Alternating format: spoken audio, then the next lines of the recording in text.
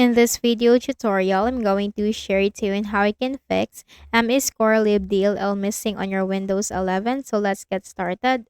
Go to the Windows search bar and type CMD. Click Run as Administrator option on the right pane.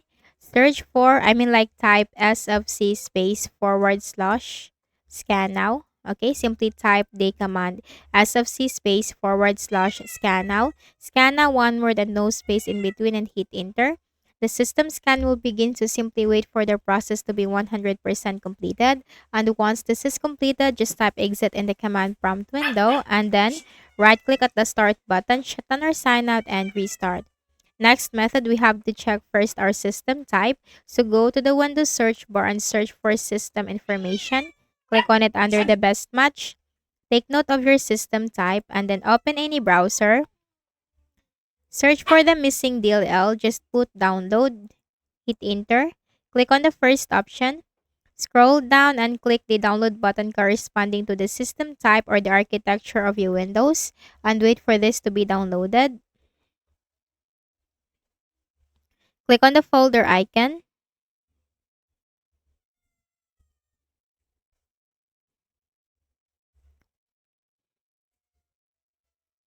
Then right-click on the folder and select Extract All. Click on Extract. Now copy the DLL file. Right-click, select Copy. And go to this PC on the left pane. Double-click on the Windows C drive. Scroll down to the Windows folder. Locate this System32 folder. Here it is. Double-click. Right-click and then select Paste. Okay? Once done, close the remaining windows. And right-click at the Start button. Shut down or sign out and restart. Method 3. Open a browser again. Search for Visual C++ or Distributable and hit enter. Click on the first option.